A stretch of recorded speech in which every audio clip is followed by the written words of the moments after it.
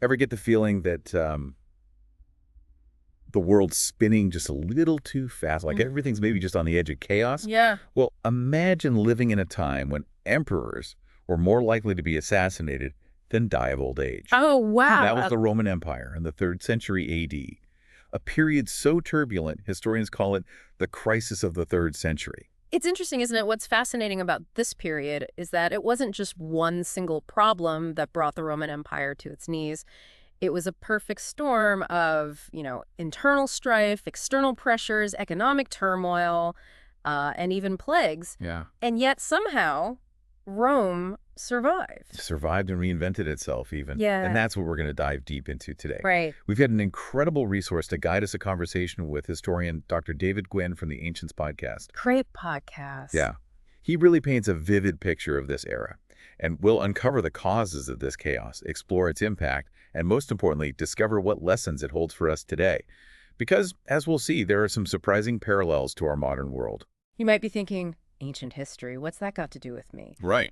But the story of the Roman Empire, especially this period of crisis and recovery, is really a story about human nature, about power, resilience, and the search for meaning in times of upheaval.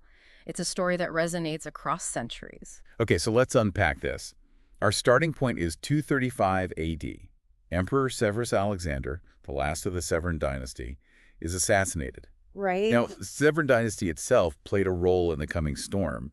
They'd focused very heavily on the army, Yes. giving it more power and influence than ever before. It's like that old saying, he who has the gold makes the rules. Well, in this case, it was, he who has the legions makes the emperors. This emphasis on military might over political experience would have major consequences down the line. Right. Because it wasn't just about keeping the empire safe from external threats. It created a system where ambitious generals could use their legions to seize power for themselves. And as we'll see, that's exactly what happened. Yeah. The Severans also tied their reign very closely to specific religious beliefs. In their case, the Syrian cult of Elagabalus. And this set a precedent for future emperors using religion as a tool for control, which, as you can imagine, had its own set of complications. So we've got internal tensions simmering, a power vacuum waiting to be filled. And just to add fuel to the fire, a new threat emerges on the eastern frontier, the Sasanian Persians. Yes. This wasn't just, some border skirmish. The Sasanians were a powerful force led by very ambitious kings who yearned to reclaim the glory of the ancient Persian Empire. Wow. We're talking huge swaths of Roman territory they wanted to bring back under their control. Ambitious is an understatement. And this all leads to the rise of what are called the barracks emperors, Mm-hmm. soldiers who used military might to grab the throne, but often lacks the political savvy to hold on to it. Yes. Yeah. Take Maximinus Thrax, for example. Okay. This guy was a giant of a man, a soldier who rose through the ranks to become emperor, but he never even made it to Rome. He was assassinated by his own troops before he could even set foot in the capital. It really highlights just how unstable and brutal this period was. It wasn't enough to just have military strength. You had to be constantly looking over your shoulder, wary of betrayal from your closest allies. It's Absolutely. amazing anyone lasted more than a few months, let alone years. And this rapid turnover of emperors, combined with the external threats and internal tensions, plunged the empire into a period of very intense civil wars. Now, these weren't always massive battles. Often it was more like a political thriller, assassinations, backstabbing, constantly shifting allegiances. Yeah, if you think today's news cycle is chaotic, imagine living in a time when your region's loyalty could shift overnight, impacting your safety, your livelihood, your entire way of life. Absolutely. And this fracturing of the empire wasn't just internal, it actually led to the formation of breakaway empires regions that essentially said, Rome can't protect us, so we'll do it ourselves. Breakaway empires, wow. Like mini Romes popping up all over the place. Essentially, yes. One example is the Gallic Empire, led by Postumus. Okay. He united Gaul, Britain, and Spain, essentially saying, we'll handle our own defense, thank you very much. Right. They weren't necessarily trying to overthrow Rome, just survive. It makes you wonder if the Roman Empire had been more stable, would these breakaway empires have even emerged? Or were they a natural consequence of a system that had just become too large and unwieldy to manage effectively? That's a question historians still debate. Yeah. But it's clear that these breakaway empires highlight just how fragile the Roman world had become. Even the idea of a unified Roman Empire was being challenged. Okay, so we've got internal power struggles, breakaway empires, hmm and we can't forget about those external threats. The Roman Empire was literally being squeezed from all sides. Yeah, on the Western Front, you had new Germanic tribes emerging, like the Franks putting pressure on the Rhine frontier. Right. They were larger and more organized than previous Germanic groups, posing a serious challenge to Roman defenses. The Franks, of course, would eventually give France its name. Talk about a lasting legacy. But on the Eastern Front, things were even more intense. That's where the Sasanian Persian Empire was really making its presence felt. Absolutely. Yeah. And leading the charge was Shapur I, Okay. a king determined to expand his empire and humiliate Rome. And he did just that, capturing the Roman Emperor Valerian in battle. Wait, captured an emperor, that had to be a devastating blow to Roman morale. Imagine the shockwaves that sent through the empire. It was a humiliation unlike any Rome had experienced before. Yeah. It showed just how serious the Sasanian threat was. Shapur I wasn't content with just defending his borders. He wanted to dismantle the Roman Empire piece by piece. So let's recap. Civil wars, breakaway empires, Germanic tribes on the move, and a Persian king who collects Roman emperors like souvenirs. Yeah.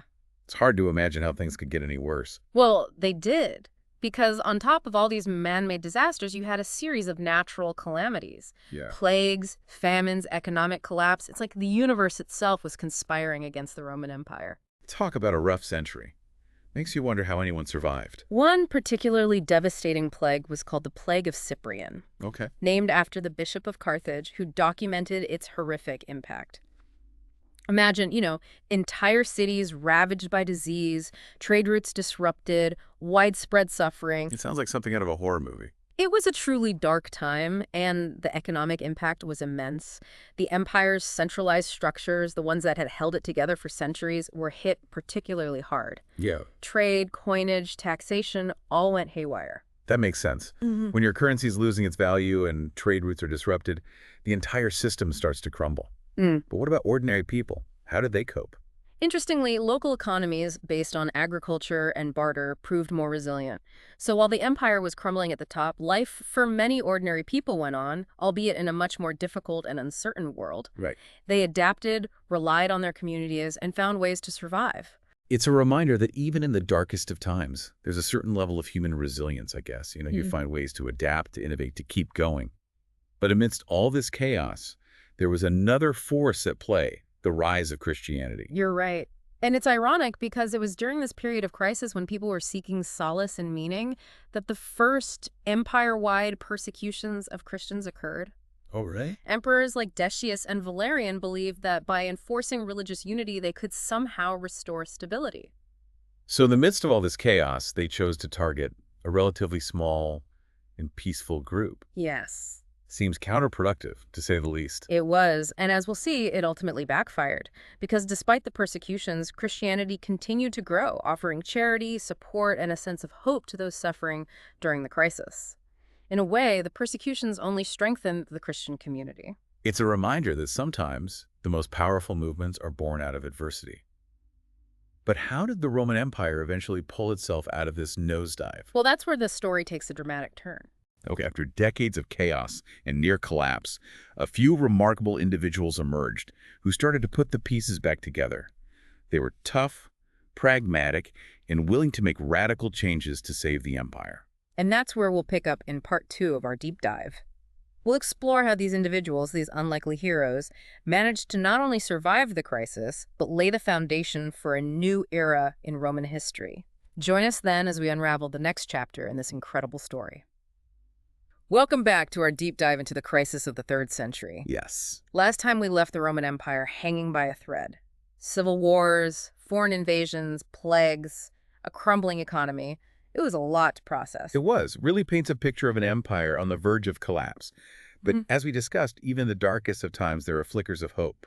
Individuals who rise to the occasion and try to turn the tide. And that's where we pick up our story. After decades of chaos, a few remarkable figures emerged who started to pull the Roman Empire back from the abyss. They were tough, pragmatic, and weren't afraid to shake things up. Yeah. One of those key figures was Emperor Aurelian.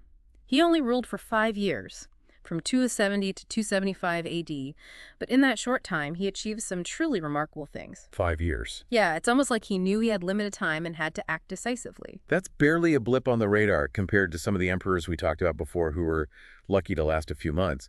What made Aurelian so effective?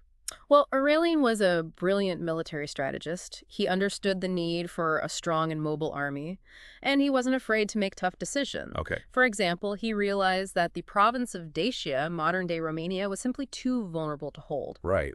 So he withdrew Roman legions and resettled the Roman citizens, essentially drawing a new, more defensible border. So sometimes a strategic retreat is the smartest move. It's not about clinging to every inch of territory, but about consolidating your strength and focusing on what you can realistically defend. Exactly. And Aurelian put that philosophy into practice. He repelled the Goths who had been wreaking havoc in the Balkans, and he even managed to reconquer both the Gallic and Palmyrene empires, bringing them back under Roman control. Wow. Talk about a multitasker. He was basically putting out fires all over the empire while simultaneously trying to rebuild the core. It's amazing he achieved so much in such a short time. He was a man of action, that's for sure. But even his successes couldn't protect him from the treacherous world of Roman politics. In 275 AD, he was assassinated by his own officers. It seems like even the most successful emperors couldn't escape that constant threat of betrayal and violence. It really makes you appreciate how difficult it was to rule during this period. It was a time of immense pressure and danger. But Aurelian's achievements set the stage for someone even more influential, his successor, Diocletian. Okay. This is the emperor who's often credited with ending the crisis of the 3rd century and ushering in a new era for the Roman Empire. Diocletian. That name definitely rings a bell. I remember learning about him in school. He was the one who implemented the Tetrarchy, right? Dividing the empire into 4 administrative units, each with its own emperor. You're exactly right.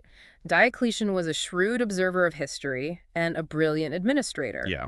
He recognized that the empire had simply become too vast and complex for one person to manage effectively.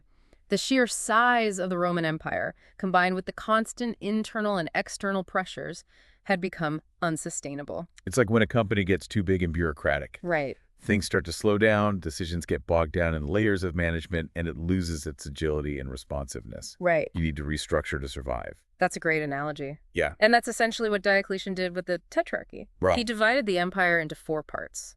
2 senior emperors called Augusti and 2 junior emperors called Caesars. This allowed them to focus on specific regions and threats, making the empire more efficient and responsive. It's like they were playing zone defense against the empire's enemies, each emperor responsible for their own area.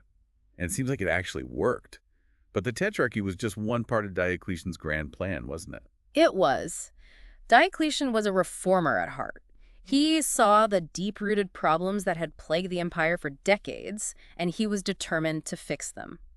He understood that the Roman world needed a major overhaul, not just a quick fix. So what else did he do besides dividing the empire? Well, he overhauled the tax system. Okay. Remember how we talked about the economic chaos of the 3rd century? Right. Diocletian realized that the old system of tax collection was inefficient and prone to corruption. So he implemented a new system based on a more accurate census and a standardized currency, making it fairer and more stable. It's fascinating how he was drawing on lessons from the past, looking back at what had worked in earlier periods of Roman history, and adapting those ideas to the challenges of his own time. Yeah, he was a master of pragmatism, and he applied that same approach to the army. He reorganized the legions, making them more mobile and responsive to threats. He also recognized the need for a strong and well-defined chain of command to prevent the kind of military uprisings that had plagued the empire for so long. So he was trying to professionalize the army, make it less about personal ambition and more about serving the empire as a whole. A lot of this sounds like the groundwork for the kind of bureaucratic and administrative systems that we still see in governments today. You're absolutely right. Diocletian's reforms had a lasting impact on the way the Roman Empire, and indeed many later empires, were governed. He understood that for a large and complex system to function effectively, you need clear rules, efficient administration, and a well-defined hierarchy. But there's another side to Diocletian's legacy that's much darker. Despite all his reforms and his success in stabilizing the empire, he's also known for launching the last and most brutal persecution of Christians. Right. It seems so contradictory to his other policies, which were all about pragmatism and strengthening the empire. It's a complex issue, and historians still debate Diocletian's motivations. Yeah. Some believe he saw Christianity as a threat to traditional Roman values and social cohesion. Others argue that he was trying to appease the traditional gods in a time of crisis. Or perhaps he was trying to create a sense of unity within the empire by enforcing religious conformity. It's a reminder that even the most brilliant and successful leaders can have blind spots. Yeah. And that even the best intentions can sometimes lead to terrible consequences. But how did Diocletian's persecution of Christians impact the empire in the long run? Did it achieve what he intended? Well, as with many things in history, the consequences were unintended and far-reaching. But before we delve into that, let's take a break and come back to explore the legacy of Diocletian's reign and the long-term impacts of the crisis of the 3rd century on the Roman Empire. Welcome back to the final part of our deep dive into the crisis of the 3rd century. Yes. It's been a wild ride so far. Emperors dropping like flies, civil wars, foreign invasions, plagues, economic meltdown, you name it. The Roman Empire faced it. It's hard to believe that any civilization could withstand such a prolonged period of turmoil, and yet the Roman Empire not only survived, it went on to thrive for centuries after the crisis. Right. But as we discussed, it wasn't a simple happily ever after ending. The empire that emerged from the crisis was fundamentally different from the one that had entered it. Diocletian's reforms, while successful in stabilizing the empire in the short term, also had long-term consequences that would shape the course of Roman history. Think of it like this. The crisis acted as a stress test, revealing the strengths and weaknesses of the Roman system. It forced the empire to adapt and evolve, but it also exposed fault lines that would eventually widen and contribute to its decline. So not a clean break, but a turning point. What were some of the most significant long-term impacts? Did the crisis plant the seeds for the eventual fall of the Roman Empire? It's tempting to draw a straight line from the 3rd century to the fall of Rome centuries later. But as with most historical events, it's more nuanced than that. The crisis didn't single-handedly doom the empire, but it did accelerate certain trends that ultimately weakened it. For example. One of the most significant impacts was the growing division between the eastern and western halves of the empire. Okay. This division had always existed, but the crisis exacerbated it. Right. The East, with its wealthier cities, more established bureaucracy, and relative stability, emerged from the crisis in a much stronger position than the West, which had been hit harder by economic turmoil and barbarian invasions. So even though they were technically one empire, they were starting to drift apart, each half facing its own unique set of challenges. Exactly. And this growing disparity would eventually lead to the formal division of the empire into eastern and western halves in the 4th century. Right. The Eastern Roman Empire, centered in Constantinople, would go on to flourish for another 1,000 years, while the Western Roman Empire, weakened by internal strife and external pressures, would eventually crumble in the 5th century. It's a reminder that even the mightiest empires are not monolithic. They're complex systems with internal divisions and vulnerabilities. Right. And sometimes those internal pressures can be just as dangerous as external threats. Absolutely. And speaking of internal pressures, we can't forget about the rise of Christianity. As we discussed, the crisis had a profound impact on the growth and spread of this new faith. The persecutions, initiated by emperors like Decius and Diocletian, intended to suppress Christianity, actually had the opposite effect. It's like that old saying, the blood of the martyrs is the seed of the church. Precisely. The persecutions only strengthened the resolve of Christian communities, fostering a sense of solidarity and shared purpose. And then in a dramatic twist, Emperor Constantine converted to Christianity in the early 4th century, making it the official religion of the Roman Empire. Constantine, as in Constantine the Great. Yes. That's a pretty seismic shift. Yeah. What led him to make such a radical decision? There are many theories. Some believe Constantine had a genuine religious experience. Others argue that he saw Christianity as a unifying force in a fractured empire. Whatever his motivations, Constantine's conversion had a profound impact on the course of history. It certainly changed the trajectory of the Roman Empire, that's for sure. Yeah. But going back to the crisis itself, were there any other lasting impacts that we should be aware of? One crucial consequence was the increasing reliance on the military. To survive the crisis, emperors had to constantly recruit and pay soldiers. This created a huge financial burden and led to a militarization of Roman society. It's like a vicious cycle. You need a strong military to defend against threats, but a large military is expensive and can create its own set of problems. Exactly. The constant need for soldiers and resources put a strain on the empire's finances and made it difficult to invest in other crucial areas, like infrastructure, education, and economic development. And as the military grew in power, it also became more prone to interfering in politics, leading to instability and even more civil wars. So in a way, the very measures taken to save the empire during the crisis might have also contributed to its long-term decline. It's a sobering reminder that even the best solutions can have unintended consequences. That's the paradox of history, isn't it?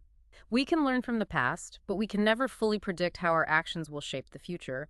But despite all these challenges, it's remarkable that the Roman Empire endured for centuries after the crisis of the 3rd century. It's a testament to the resilience of the Roman people, their ability to adapt, innovate, and rebuild.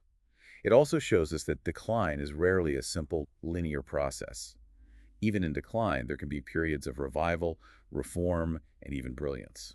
The Roman Empire was a complex and fascinating civilization, and while it may have eventually fallen, its legacy continues to influence us today. Its laws, language, art, architecture, and political ideas have shaped Western civilization in countless ways. So as we wrap up our deep dive into the crisis of the 3rd century, what's the key takeaway for our listeners? What can we learn from this turbulent period in history? I think the most important lesson is that even the greatest empires are not invincible.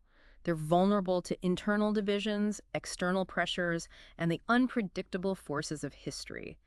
And that even in times of crisis, there's always hope. There are always individuals who will rise to the occasion, innovate, adapt, and find ways to overcome seemingly insurmountable challenges. It's a message that resonates across time, reminding us that history is not just a collection of dusty facts and figures, but a living tapestry of human experience, full of lessons, warnings, and inspiration. And if you're interested in exploring further, I encourage you to delve deeper into the fascinating world of Roman history. There's a wealth of information available in books, documentaries, and online resources. And don't forget to subscribe to our podcast for more deep dives into history's most intriguing turning points. We'll continue to explore the past, uncover its hidden stories, and discover the timeless lessons that can guide us in the present.